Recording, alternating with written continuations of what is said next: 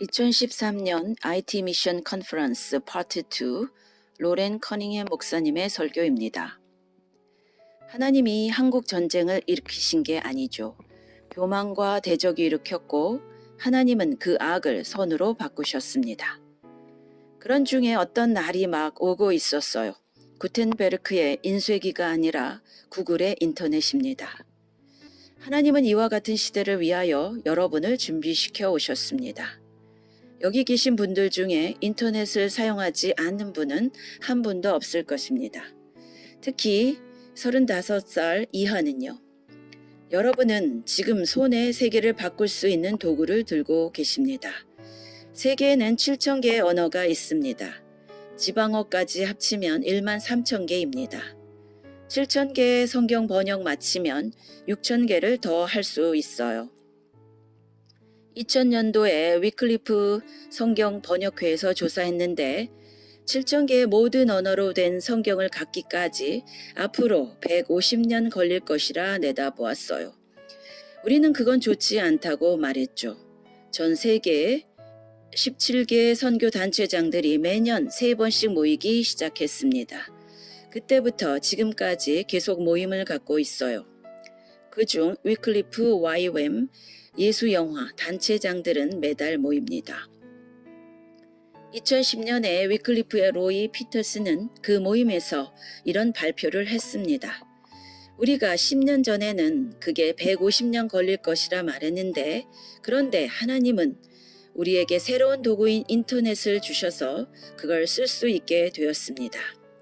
그래서 우리는 15년 안에 성경 번역을 끝낼 것 같습니다. 즉 2025년경에 7,000번째의 마지막 언어로 성경이 번역이 시작될 것입니다. 우리는 모두 박수치며 기뻐했어요. 그것은 너무 굉장한 뉴스입니다. 150년에서 15년으로 줄어든 것이죠.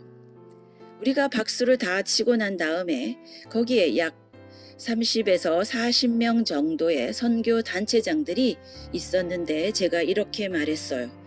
로이 형제님, 그것은 안 됩니다. 그건 2020년이어야지 2025년은 안 돼요. 모든 사람은 다 웃었어요. 저만 안 웃었죠. 저는 심각했으니까요. 그 방에서 제가 가장 연장자였습니다. 최근에 로이가 어느 컨퍼런스에서 제게 와서 말했어요. 로렌 형제님, 당신이 원하시는 연도에 즉 2020년에 성경 번역 7,000개를 마치는 일을 마칠 수 있을 것 같습니다. 제 평생에 제 마음에 강한 확신을 갖게 하는 하나님이 그런 말씀을 주신 적이 몇 번 있었어요. 제가 13살에 하나님은 저를 부르셔서 전 세계의 전도에 대한 부르심을 주셔서 제가 모든 나라에 갈 것을 알게 하셨죠. 제가 20살 때는 파도의 환상을 제게 보여주셨죠. 복음으로 온 세계를 완전히 적셔지는 환상이었어요. 그 환상을 가장 잘 설명하는 성구는 하박국 2장 14절입니다. 여호와의 영광을 아는 지식이 온 땅을 덮을 것이다. 물이 바다 덮음 같이. 제가 파도 비전에서 이 장면을 본 것입니다. 예수님을 아는 지식이 온 세상을 완전히 적시는 장면을요. 저는 이 세상의 모든 사람들이 복음을 다 받아들일 것으로는 믿지 않아요. 왜냐하면 바다 밑에 바위가 있어서 물을 저항하기 때문이죠. 그러나 흙은 물을 흡수하죠. 복음으로 온 세상을 적시는 그 일은 하나님의 뜻이고 계획입니다. 하나님은 원하시고 이제 우리에게 달려 있습니다. 어떻게 그 일이 일어날 수 있을까요? 환상을 본 1956년에는 제가 전혀 몰랐어요. 그러나 저는 하나님이 어떻게 해서든지 그 일을 하실 것을 알았죠. 지금은 IT를 통해서 그게 가능합니다. 1985년 8월에 제가 핀란드 투스칼랍에서 말씀을 전했습니다. 제가 한참 설교하는 도중에 하나님이 분명하게 제게 말씀하셨어요. 이제 소련 연방이 곧 개방될 것이니 너희는 소련 선교를 준비하라고 말하라. 그래서 제가 설교 중에 그 사실을 말했죠. 그러자 하나님은 강조하라고 말씀하셨어요. 그래서 3번이나 반복해서 선포했습니다. 소련 연방이 개방될 것입니다. 거기에 2,000명 정도 모였는데 그 2번째 줄에 제 친한 친구 아리오 벨트맨이 앉아 있었죠. 그는 13개의 일반 잡지의 편집장이었어요. 그 부인은 TV 스타였지요. 제가 설교하면서 그분을 봤더니 그 부부가 고개를 푹 떨어뜨리는 겁니다. 제가 소련 개방 예언을 3번 얘기했을 때 그들의 고개가 실망해서 더 아래로 숙여지는 것이었습니다. 주님이 지금 제게 그림을 보여주십니다. 제가 보는데요. 사람들이 거리에서 경찰의 제재를 받지도 않고 설교해요. 공개적으로. 또 보니까 성경이 몇백만 권씩 세관의 제재도 없이 소련 연방에 들어오는 것을 봅니다. 또 보니까 선교사들이 소련 연방에서 외국으로 파송되는 것을 봅니다. 제가 소련 연방에 대해 뭘 몰라서 하는 말이 아니었어요. 저는 소련 연방 시절에 15개 공화국을 다녀보았죠. 캄차카까지요. 제가 소련에 처음 갔을 때가 1961년이었죠. 당시 저는 대학을 막 졸업한 아직 미혼 때였어요. 저는 당시 소련이 무서운 곳이라는 것을 잘 알았어요. 제가 폴란드와 체코와 동독 등지에도 가보았죠. 그래서 제가 그런 나라들의 사정을 잘 알았어요. 그렇지만 하나님은 제게 말씀하시길 내가 소련을 개방시키겠다. 그러니 준비하여라. 핀란드에서 제가 소련의 개방을 예언한 후에 다음 주간에 우리 가족과 저는 소련으로 갔습니다. 소련은 아직 전혀 개방될 기미가 보이지 않았죠. 우리는 조심스레 다녔고 소련 전역에서 온 교회 리더들을 만나려면 사람들 눈에 띄지 않도록 숲속으로 몰래 가서 만나야 했습니다. 그때가 1985년 8월이었어요. 제가 소련 개방을 예언한 1년 후에 1986년에 고르바초프 소련의 최고 지도자가 발표했어요. 소련의 개방이 도래했습니다. 그는 저보다 개방 선언이 1년 늦었어요. 글라스노스트 개방도 되었고 페레스트로이카 개혁도 시작되었어요. 저는 소련의 거리에서 무대 위에서 밴드와 함께 많은 사람들이 모인 자리에서 공개적으로 설교했어요. 그때 경찰이 저를 많이 도청했어요. 그러면서 그들은 제게 성경을 달라고 했지요. 그때 우리는 2,500만 권의 러시아 성경을 배포했어요. 옐친이 대통령이 되었을 때 그는 요청하기를 1억 2,500만 권의 성경을 더 달라고 했어요. 소련의 모든 학생들에게 한 권씩 주려 했죠. 우리는 그때 기회를 놓쳤어요. 우리는 다시는 기회를 놓치지 않을 겁니다. 그리고 제가 소련에서 42명의 첫 선교사들이 파송되는 예배 때 파송 기도를 해드렸어요. 제가 본 환상대로 다 된 거죠. 하나님은 제게 그런 예언을 주셨고 저는 그저 외치는 자의 소리에 불과했지요. 이제 제가 여러분께 말씀드리고 싶은 것은 우리가 이제까지 봐왔던 역사적 사건들보다 더 큰 사건입니다. 그게 뭐냐면요.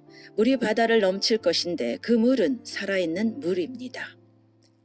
IT를 통한 말씀의 세계적 확산을 뜻합니다. 우리는 지금 전 세계가 과거에 결코 보지 못했던 시점에 와 있습니다. 제가 큰 확신을 갖고 말씀드립니다.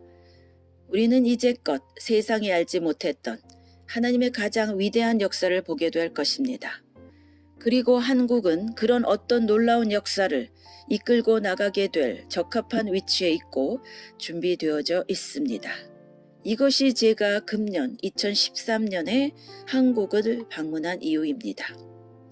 저는 이 사실을 알리려 나팔을 불고 있고 여러분에게 비전을 도전하고 있습니다. 왜냐하면 제가 믿기로 여러분, 한국은 이와 같은 시대를 위해서 하나님 나라 가운데 준비된 것입니다. 여러분들은 마치 모르드게가 에스더에게 말한 것과 같아요. 여러분 한국 신자들은 에스더처럼 이때를 위해 아름답게 준비된 것입니다. 하나님은 여러분을 끔찍한 시대를 통과하게 하며 이끌어 오셨어요. 지금은 여러분이 앞으로 등장할 시기이죠.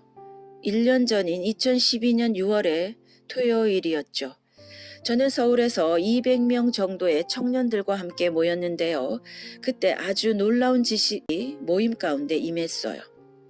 역대하 7장 15절에서 16절을 나눌 때였어요.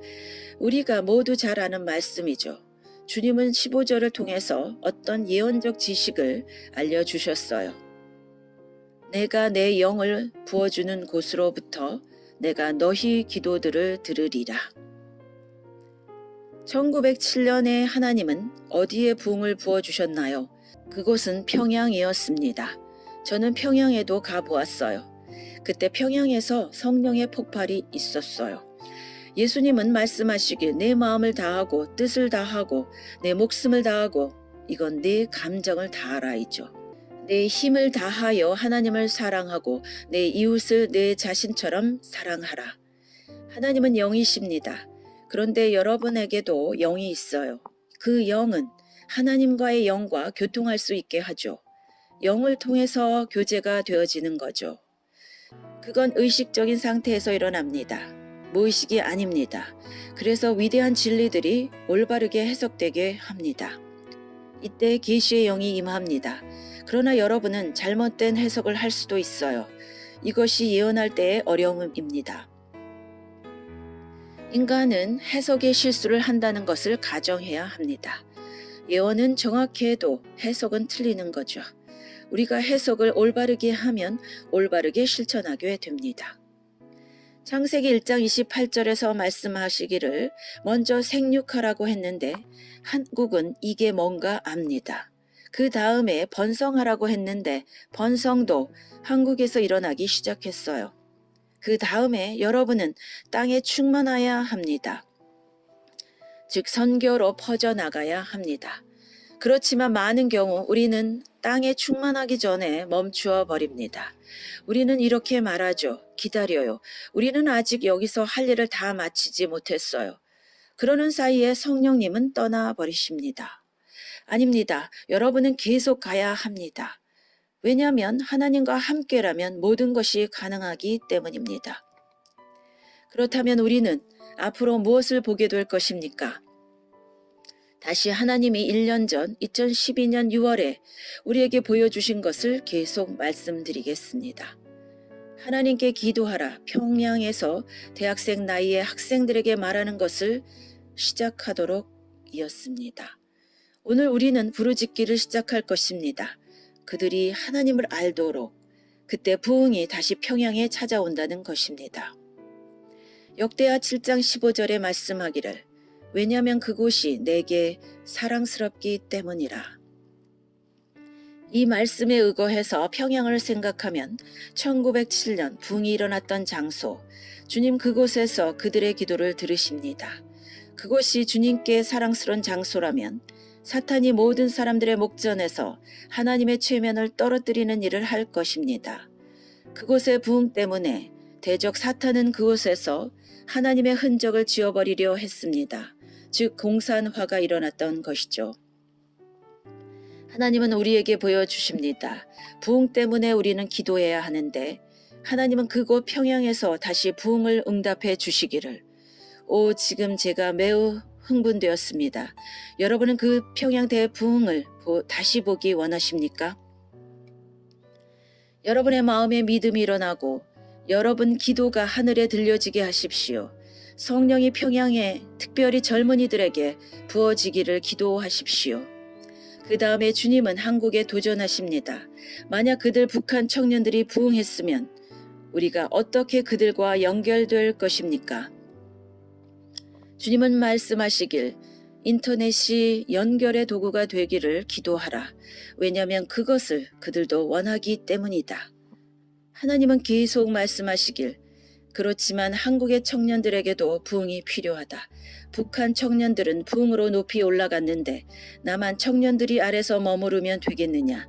그러면 남북이 서로 주 안에서 교제를 못한다. 그러나 기도해서 남한에도 부흥이 와야 한다. 그래야 그들은 상호 연결될 것이다. 그때 한반도에 신유의 폭발이 일어날 것이고 연합 즉 통일이 풀어질 것이고 이 나라의 치유가 임할 것이다. 내가 한국을 높이 들 것이다. 내가 한반도를 들 것이다. 이것이 하나님의 마음이다. 내가 이것을 너에게 말하겠다. 이 통일은 온 세상에게 영향을 미칠 것이다. 너희는 이 때를 위하여 하나님 나라에서 지금까지 준비되었다. 너희 한국인들은 온 세계에 퍼져 있다. 그들은 세계 다른 어떤 문화보다 인터넷을 더 잘 사용한다. 너희들은 온 세상을 문자 그대로 변화시킬 그런 IT를 사용할 찰나에 살아있는 것이다. 구텐베르크는 인쇄기가 발명되어 일으킬 일들을 다 이해하지는 못했습니다. 그렇지만 그는 하나님이 원하시는 것을 알았고 그저 순종했습니다. 이제 제가 여러분께 요청합니다. 여러분은 하나님의 말씀이 퍼져나가는 것을 하나님이 원하신다고 생각하십니까?